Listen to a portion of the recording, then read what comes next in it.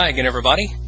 Here's a great little game that was played in 1937 with O'Kelly with the white pieces and Devis with the black, and it's an English opening. And it starts out knight f3, knight f6, c4, c6, b3, g6, bishop b2, bishop g7, g3. Now black castles. White plays the bishop to g2. Black plays the d-pawn up to d5. And now white castles.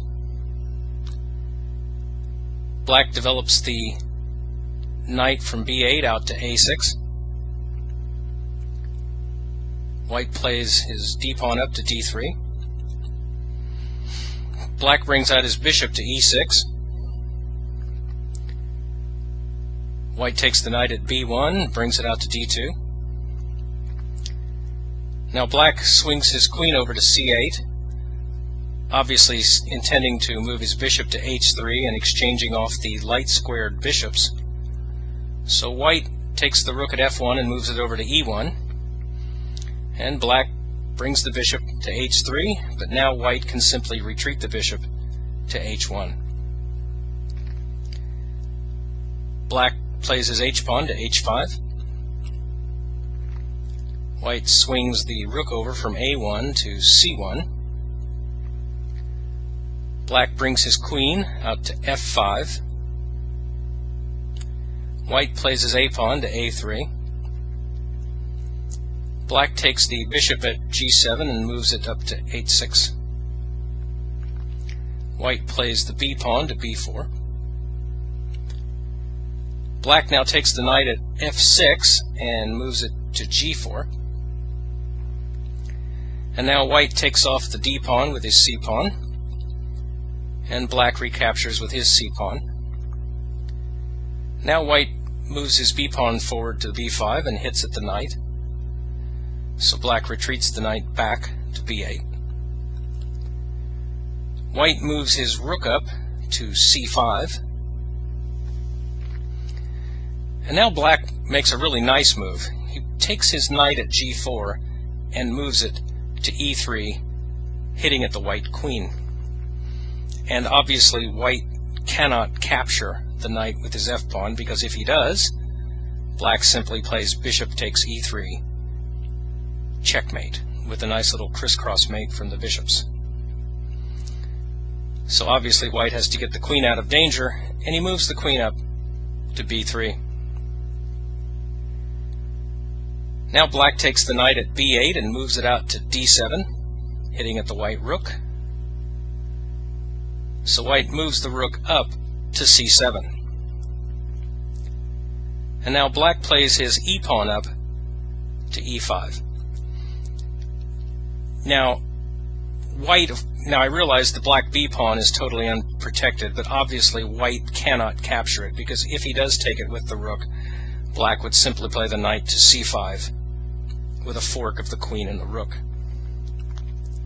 So after black plays his pawn up to e5, white moves his queen to c3.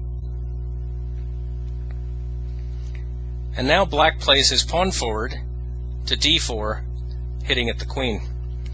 And now white makes what looks like on the surface a really good move.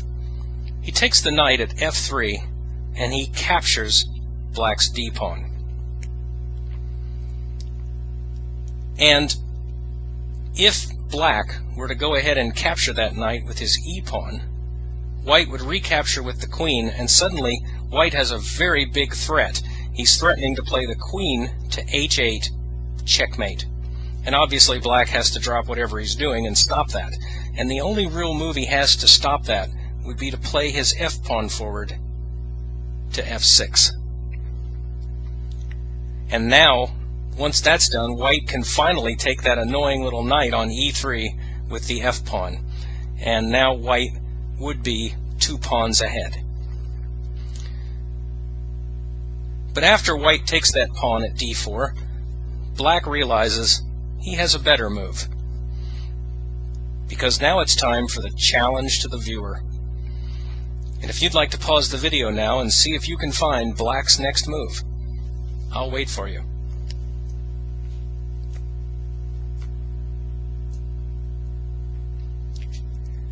Well, believe it or not, Black has a mate in 7.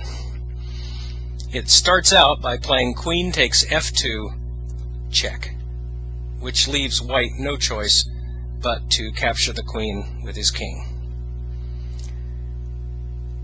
And now, Black begins the dance of the knights by playing his knight at e3 back to g4 with check. Now Black has two possible moves. He could just move the king back to g1, but then of course Black would then play bishop to e3, checkmate. So instead of playing back to g1, he has to bring the king forward to f3. And now Black plays the e-pawn forward to e4, check. Now, the king obviously has no legal moves, and the pawn has to be captured. But believe it or not, it cannot be captured by either the pawn on d3 or the knight at d2. Either way, for instance, if he captures with the knight, then Black simply plays the knight from d7 to e5, checkmate. And it's the same way if he captures with the d-pawn. So White has to capture that pawn with the king. And now, just watch the knights.